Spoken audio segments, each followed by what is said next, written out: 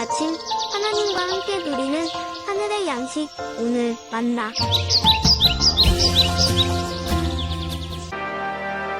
시온에서 나팔을 불며 나의 거룩한 산에서 경고의 소리를 질러 이 땅 주민들로 다 떨게 할지니 이는 여호와의 날이 이르게 됨이니라. 이제 임박하였으니 곧 어둡고 캄캄한 날이요 짙은 구름이 덮인 날이라. 새벽빛이 산 꼭대기에 덮인 것과 같으니 이는 많고 강한 백성이 이르렀습니다. 이와 같은 것이 옛날에도 없었고 이후에도 대대에 없으리로다. 불이 그들의 앞을 사르며 불꽃이 그들의 뒤를 태우니 그들의 예전의 땅은 에덴 동산 같았으나 그들의 나중의 땅은 황폐한 들 같으니 그것을 피한 자가 없도다. 그의 모양은 말 같고 그 달리는 것은 기병 같으며 그들이 산꼭대기에서 뛰는 소리는 병거 소리와도 같고 불꽃이 건물을 사르는 소리와도 같으며 강한 군사가 줄을 버리고 싸우는 것 같으니 그 앞에서 백성들이 질리고 무리의 낯빛이 하얘졌도다. 그들이 용사같이 달리며 무사같이 성을 기어오르며 각기 자기의 길로 나아가되 그 줄을 이탈하지 아니하며 피차에 부딪히지 아니하고 각기 자기의 길로 나아가며 무기를 돌파하고 나아가나 상하지 아니하며 성중에 뛰어들어가며 성 위에 달리며 집에 기어오르며 도둑같이 창으로 들어가니 그 앞에서 땅이 진동하며 하늘이 떨며 해와 달이 캄캄하며 별들이 빛을 거두도다. 여호와께서 그의 군대 앞에서 소리를 지르시고 그의 진영은 심히 크고 그의 명령을 행하는 자는 강하니 여호와의 날이 크고 심히 두렵도다. 당할 자가 누구이랴? 너희는 이제라도 금식하고 울며 애통하고 마음을 다하여 내게로 돌아오라. 너희는 옷을 찢지 말고 마음을 찢고 너희 하느님 여호와께로 돌아올지어다. 그는 은혜로우시며 자비로우시며 노하기를 더디하시며 인애가 크시사 뜻을 돌이켜 재앙을 내리지 아니하시나니 주께서 혹시 마음과 뜻을 돌이키시고 그 뒤에 복을 내리사 너희 하느님 여호와께 소제와 전제를 드리게 하지 아니하실는지 누가 알겠느냐? 너희는 시온에서 나팔을 불어 거룩한 금시계를 정하고 성회를 소집하라. 백성을 모아 그 모임을 거룩하게 하고 장로들을 모으며 어린이와 젖먹는 자를 모으며 신랑을 그 방에서 나오게 하며 신부도 그 신방에서 나오게 하고 여호와를 섬기는 제사장들은 낭실과 제단 사이에서 울며 이르기를 여호와여 주의 백성을 불쌍히 여기소서. 주의 기업을 욕되게 하여 나라들로 그들을 관할하지 못하게 하옵소서. 어찌하여 이방인으로 그들의 하느님이 어디 있느냐 말하게 하겠나이까 할지어다. 요엘 2장은 여호와의 날이 어떤 날인지 구체적으로 이야기해주고 있습니다. 1절에서 11절을 보시면 알 수 있는데 마치 산 꼭대기 위에 짙은 구름이 덮인 것 같이 어둡고 캄캄하고 강한 군대가 달려오는 것처럼 용사같이 또 무사같이 도둑같이 뛰어온다라고 이야기하고 있습니다. 그로 인해 에덴 동산처럼 보이던 이스라엘이 황폐한 들과 같이 되었습니다. 이스라엘은 역사를 통해 이러한 일들을 여러 번 경험해봤습니다. 모래수보다 많았다는 미디안 민족이 이와 같았고 아수르 군대를 뒤이어 바벨론의 군대가 이스라엘을 점령하는 것을 그들은 경험했습니다. 이들은 강력한 군대 앞에서 하얗게 지릴 수밖에 없었습니다. 그러나 아무리 강한 군대라도 하나님 앞에서는 아무것도 문제가 아님을 압니다. 그런데 아수르와 바벨론만큼 강하게 몰려오는 이 메뚜기 군대들은 하나님께로부터 온 군대라는 것이 문제인 겁니다. 11절을 보시면 여호와께서 그의 군대 앞에서 그의 진영은 그의 명령을 행하는 자는 이라 말하면서 이 강력한 군대를 지휘하는 분이 바로 여호와이심을 드러내고 있는 겁니다. 즉 여호와의 날은 여호와께서 친히 군대를 거니시고 행하시는 날이라는 거죠. 그들은 크고 두려울 수밖에 없었습니다. 다른 민족들이었으면 하나님께서 맞서 싸워주신 역사가 있기에 기대해 볼만한데 지금은 자신들이 하나님의 대적으로 서 있기 때문입니다.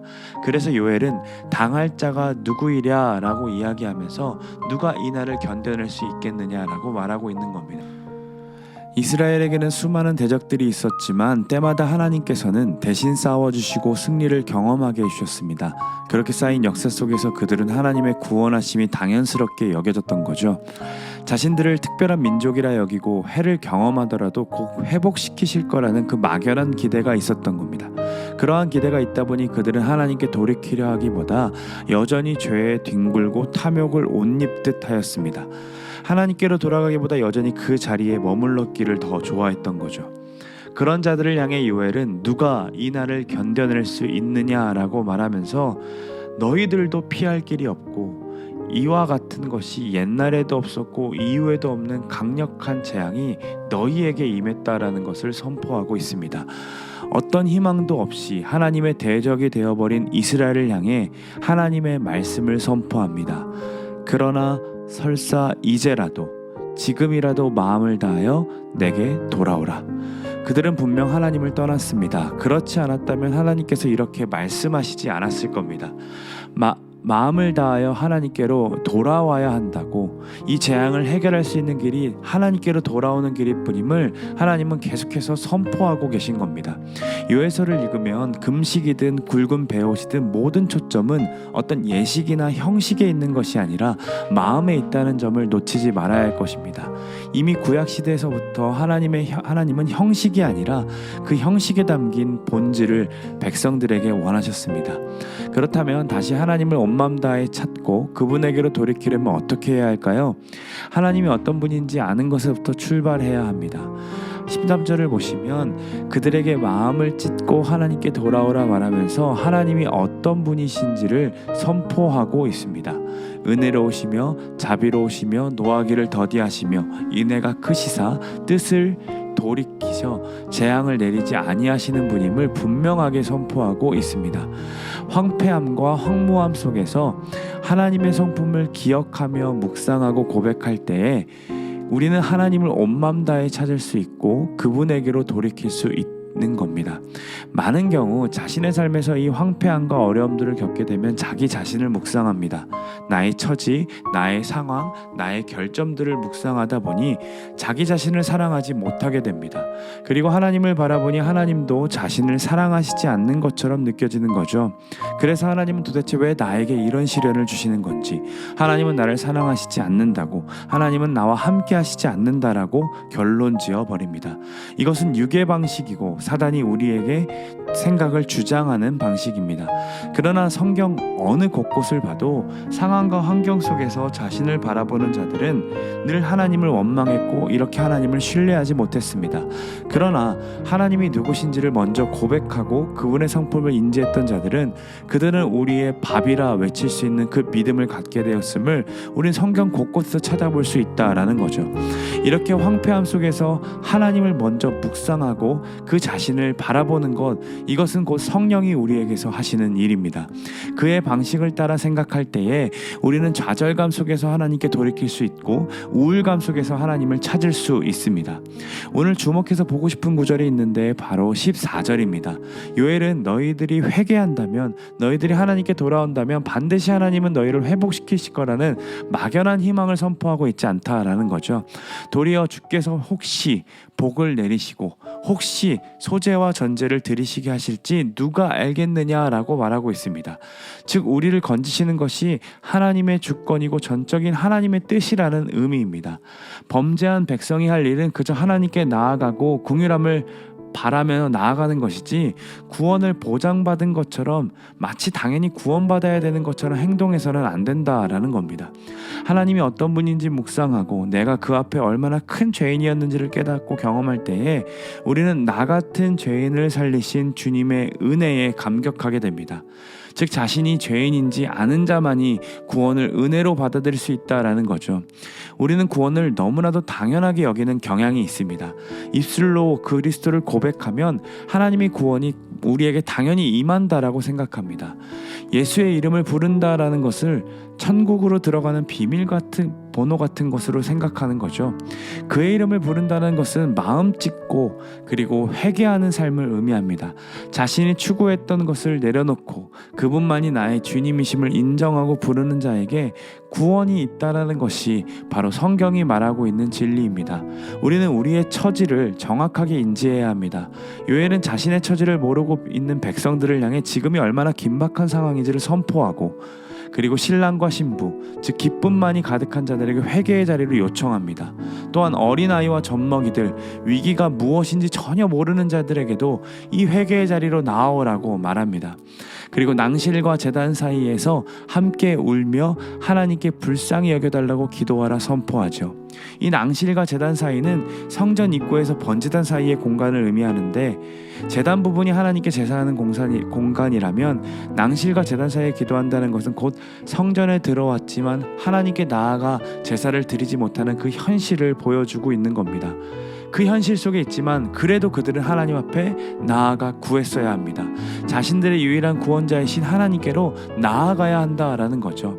하나님의 성품을 그렇게 묵상하며 그분께 나아가 불쌍히 여겨달라고 하는 것이 바로 이스라엘의 위치였고 그들이 보여야 할 태도였습니다. 우리도 이들과 같습니다. 이스라엘과 같이 우리도 구원을 당연시 여겨서는 안 될 자들입니다. 천국에 들어가는 것은 확정되었으니 이제 마음대로 살아가겠다고 말하는 것은 우리가 해야 할 태도들이 아닙니다. 온갖 우상들을 섬기면서 그저 하나님의 백성이라고 자기 정체성을 갖고 있는 것만은 절대로 올바른 태도가 아닙니다. 결국 그 삶은 잘 서 있는 듯 보이지만 영혼이 계속해서 황폐한 그 들 가운데 있는 것을 경험하게 될 것입니다. 에덴 동산 같으나 황폐한 광야 같은 인생에게 필요한 것은 바로 하나님을 묵상하는 겁니다. 하나님이 어떤 분인지 깊이 묵상하고 고백하는 것이 우리에게 진정으로 필요하다라는 거죠. 사랑하는 여러분, 우리의 육적인 상황이 황폐한 그 광야의 길에 서 있는 것처럼 보일 때가 있습니다. 이럴 때일수록 우리는 더욱이 하나님을 묵상하는 자들이 되기를 소망합니다. 그로 인해 내가 받은 구원이 당연한 것이 아니라 은혜라고 고백할 수 있는 우리 모두가 되었으면 좋겠습니다. 하나님께서 우리를 구원하셨다는 그 은혜에 감격하며 오늘 주신 그 생명을 마음껏 내 맘대로 사는 건 아니라 하나님께서 원하시는 바대로 마음껏 살아내는 우리 모두가 되기를 간절히 소망합니다.